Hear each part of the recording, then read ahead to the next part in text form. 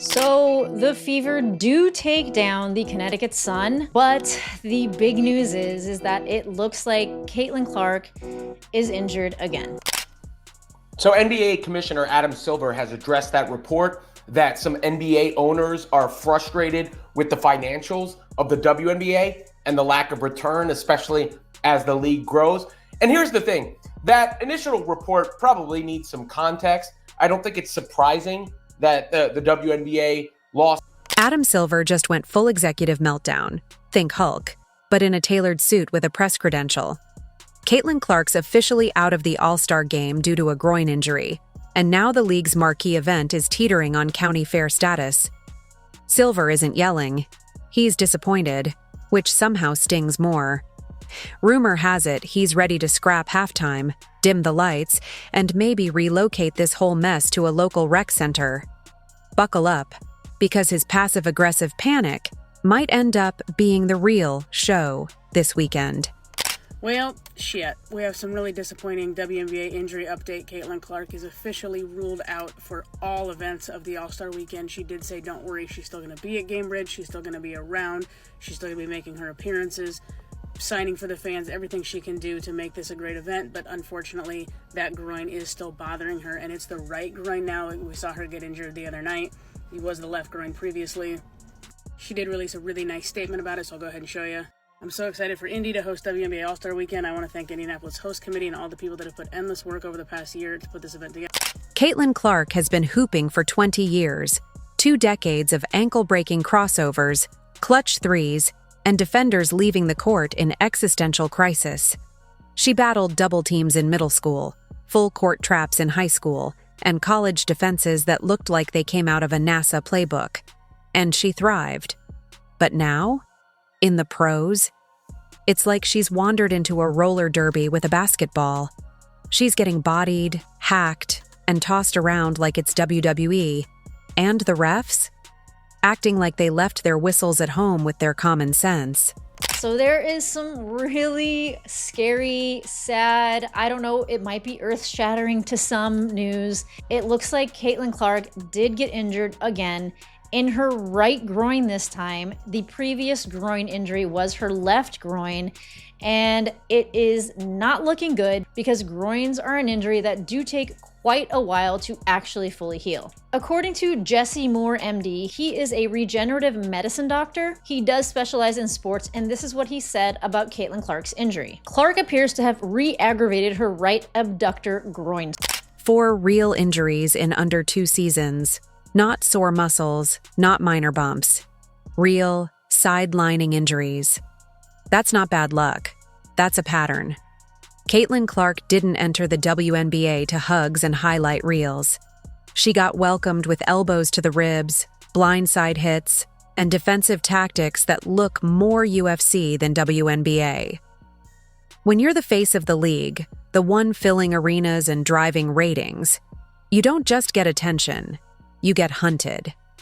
20 years of training, only to be treated like a moving target by players who couldn't stop her, even if they had the controller. We've now seen, and we'll take a look, her brother called out the refs last night. We have watched Caitlin Clark get the ever-loving crap kicked out of her for, let me look it down here, looks like about 15 months now, 16 months. And they are about to find out, because I can only imagine how many people now won't tune in to the three-point contest, that won't tune in to the All-Star. And here's where the comedy turns tragic. The league's leadership is either napping at center court or too busy cutting promos about unity and growth to realize their brightest star is once again limping to the locker room. How does someone go from ironclad in college to banged up every other week in the pros, all within one rookie deal? Spoiler, it's not bad luck. This isn't some highlight reel of freak accidents. It's open season on the one player pulling the WNBA into the mainstream, while the people in charge act like it's business as usual.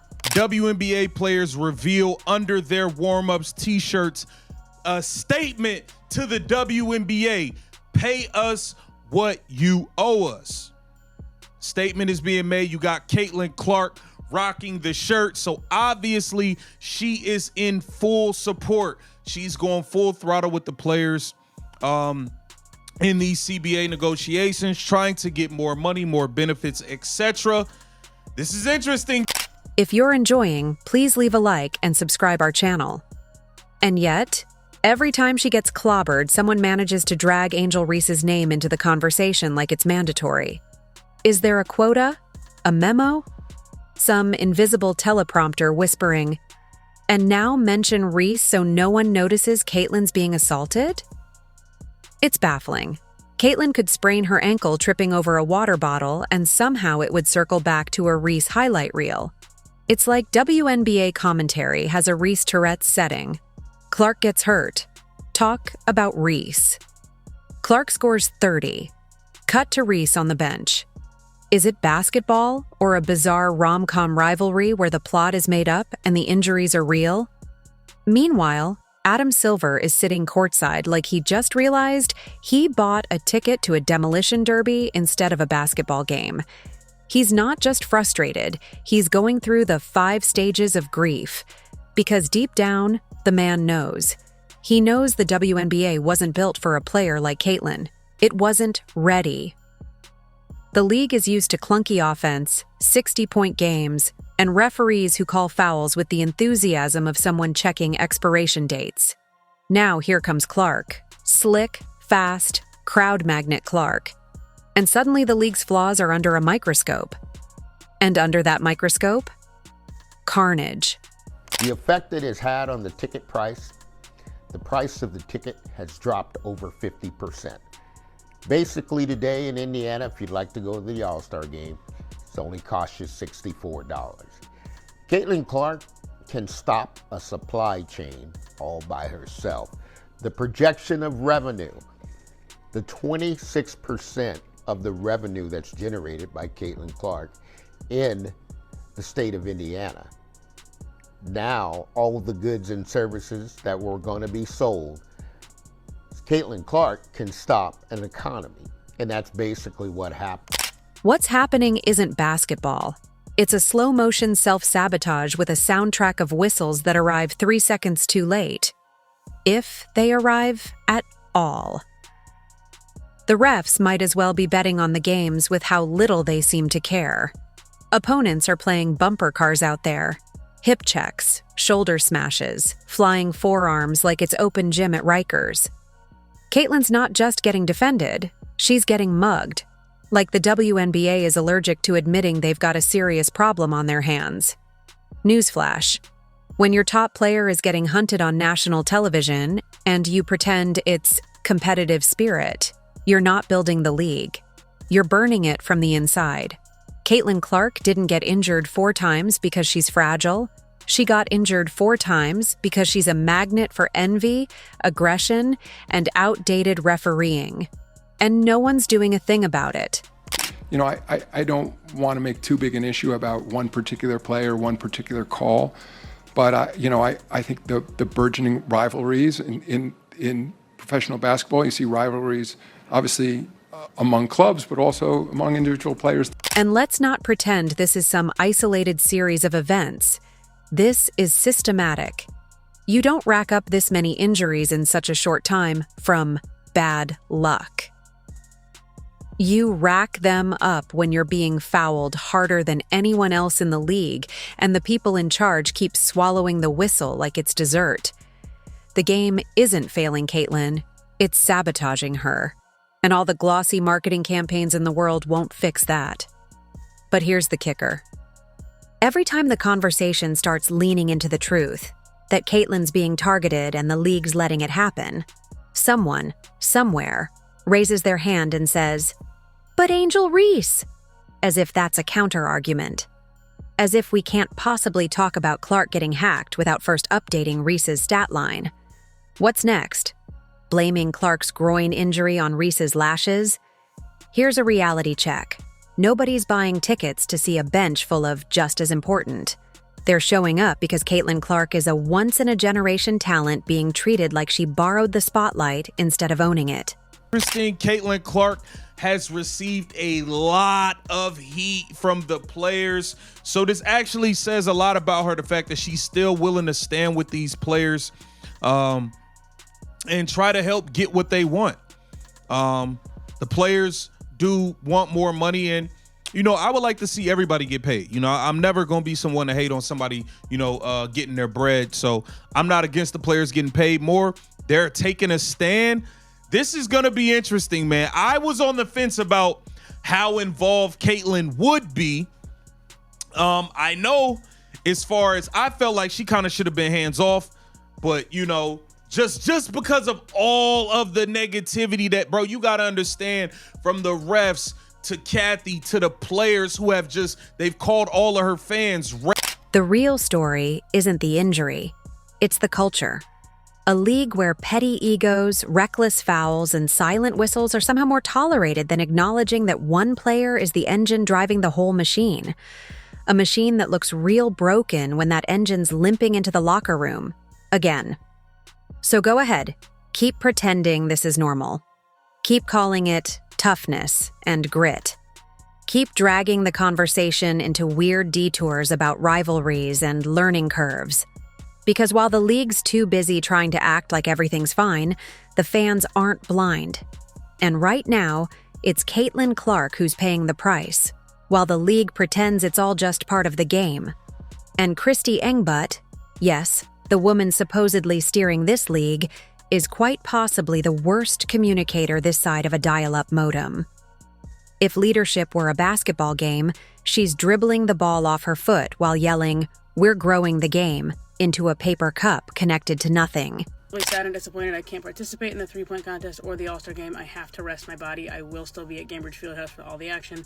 I'm looking forward to helping Sandy coach our team to a win, and she will. Can't wait to see you all out there. So obviously this is disappointing. However, she's absolutely correct. She has to rest her body. This one game, this one event, even though it is a big event, is so small over the course of her career. And what this injury, like if she re-injures it or further strains it, or heaven forbid it's like a tear or something, she just has to rest. Her first goal is to win a WNBA championship, and she can't do that if she re-injures it or further injures it here.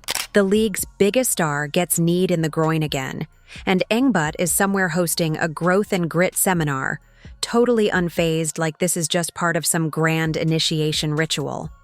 Spoiler alert, it's not. This isn't a welcome to the league moment. It's a lawsuit waiting to happen with a side of career-altering damage. Caitlin Clark didn't aggravate her groin injury from overuse or stretching wrong. She didn't tweak it tying her shoes. She was kneed, directly and with intent, in an area that even hockey players would call a low blow. Because apparently, targeting Caitlin Clark is the one WNBA tradition that doesn't get rebranded. And Christy Engbutt, with her warm, fuzzy nothing statements, is acting like Caitlin just needs a protein shake and a pep talk. What Caitlin Clark needs is actual protection. She needs referees who can identify a foul when it happens 5 feet in front of them. She needs a commissioner who understands that being popular isn't an open invitation to be assaulted every other game. She needs someone, anyone, in authority, who treats her like a professional athlete instead of a piñata at a league-sponsored birthday bash. Last night, Caitlin Clark looks like she re-aggravated the groin injury that has cost her so many games, and now the league is about to find out. The referee situation in this league is unimaginable. It's an abomination. And because Kathy Engelberg, who just a few weeks ago came out and said the referee situation, the officiating is just fine. Well, we saw Caitlin Clark crash out last night over the refs. So here's an idea. Maybe it's time Caitlin Clark pulls the emergency brake. Maybe she takes the power back and informs the league that she's sitting out the rest of the season until Christy Engbutt packs up her inspirational LinkedIn quotes and hands in her league badge. Because clearly, nothing changes unless the league's bottom line is threatened. And nothing threatens the WNBA's bottom line more than its golden ticket walking away and refusing to be a prop in their growth illusion. Can you imagine the chaos? The boardroom panic? The emergency Zoom calls? ESPN anchors fumbling through euphemisms like player empowerment, while the league scrambles to find someone, anyone, who can pull half the numbers Caitlin Clark generates by existing. Suddenly, it's not just about a groin injury anymore. It's about the commissioner who let it happen. Again and again. We're not talking about one fluke injury. This is a pattern. And in any other league, when your marquee star is being physically targeted and publicly battered without recourse, heads roll. In the WNBA, they hand out free Reese posters and pretend the problem is tough defense. It's the same energy as watching your house burn down and responding by handing out marshmallows. There is no universe in which this level of repeated assault would be tolerated if the roles were reversed. If Caitlin Clark were doing the kneeing, if she was the one delivering below-the-belt shots like it was Mortal Kombat, she'd be ejected, fined, and forced to write a public apology essay with footnotes. But because she's the one getting clobbered, the league's answer is nothing. No review, no foul. Not even a fake investigation. Just the usual empty, "We support all players" fluff, posted in Canva font. Clark, the MVP of today's All-Star game, is not playing. That's right. Caitlin Clark, the MVP of today's All-Star game, is not playing. The WNBA players know how to throw a party, and they know how to do it well. And now it's time, as the WNBA, they're going to take the court tonight, and we got to figure out who's going to be the MVP. And it's not like Christy Engbutt is unaware. Oh no, she's not oblivious. She's just exquisitely good at being ineffective. Her brand of leadership is the kind you find in a group project where one person insists they're managing things, while everyone else is doing CPR on a dying presentation. The league is hemorrhaging credibility, and she's out here tweeting, "Great game today," like she just discovered hashtags. Caitlin Clark doesn't need fake smiles and empty words. She needs action. She needs someone willing to admit that the product is broken. Sorry, but growing pains don't usually involve ice packs and orthopedic consultations. This isn't development. This is demolition. If the WNBA truly cared about long-term sustainability, they'd have taken swift, visible action the first time this happened. But because Christy Engbutt runs the league like a part-time HR department in denial, we're now at the point where the best option is for the league's most valuable asset to stage a sit-out. Not for attention, not for leverage, but for safety, for self-preservation. Because apparently, the league won't protect her, so she has to protect herself. There's a reason it's called the All-Star Game and not All Stars. As you guys know, there's only one star in the WNBA, and it is highly likely that she is going to be missing the All-Star Game that's being hosted in her home city, which means these other so-called stars in the WNBA, they're going to be expected to achieve the impossible and actually sell tickets. We know the Rue from Waterloo is injured, but do not be And let's be honest, Caitlin Clark taking a stand like that would send shockwaves. It would expose the spin, the sugarcoating, the performative, "we value all our players" nonsense that falls apart the moment one of them actually needs help. She wouldn't just be demanding accountability, she'd be holding up a mirror to the entire league and saying, "Fix this, or I'm out." Where silence is louder than action. Where the commissioner communicates in emojis while Rome burns. So, yes, if Christy Engbutt can't do her job, if she can't see the glaring emergency playing out in front of millions, then maybe Caitlin Clark should force the issue. No more half-hearted reforms. No more empty promises. Just a simple ultimatum. Protect your players or find a new job. Because this isn't just about basketball anymore. It's about integrity, safety, leadership. And right now, The only person actually showing any of that is the one with ice packs on her hip and a target on her back. If you enjoyed leaving a like and subscribing, more videos are on the screen now.